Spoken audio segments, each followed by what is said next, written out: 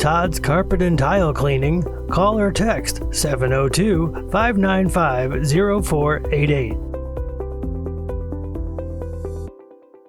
During the June 3rd Board of County Commissioners meeting, Commissioner Ian Bain brought forward an item for discussion and deliberation regarding the First Responder Retention and Appreciation Initiative. This proposal aimed to allocate $1,022,400 to assist 9 county first responders with health insurance costs or provide direct cash assistance. The First Responder Retention and Appreciation Act is a one-time expense. It will not raise taxes.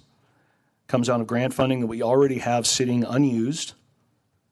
And I hope I'm not the only one up here who supports our first responder, who prioritizes our police, our fire over software and vehicles and building improvements. During the discussion, several community members stepped forward to express their opinions on this initiative, both in support and concerns about the allocation and use of funds. What is the other employees? How do they feel about this? We're singling out the EMS, and all the other unions and all the other employees are going, what are we, chopped liver?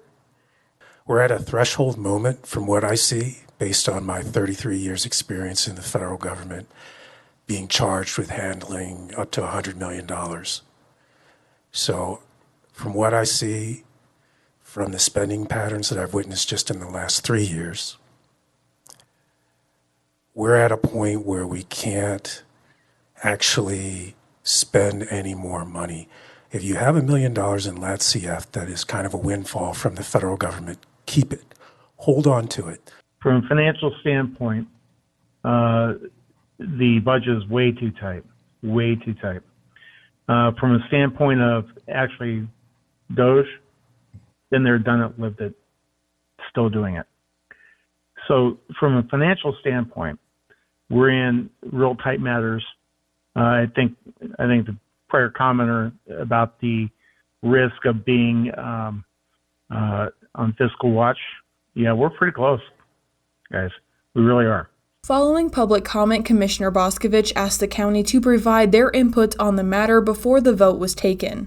So I just want to make everyone aware that this does dwindle down our LATCF down to $752,600 since our last meeting. A lot of these allocations have not been spent yet, obviously, because we just met about it 2 weeks ago. Thank you, Mr. Chair. I do want to point out that we do need to keep in mind NRS 288, which is collective bargaining.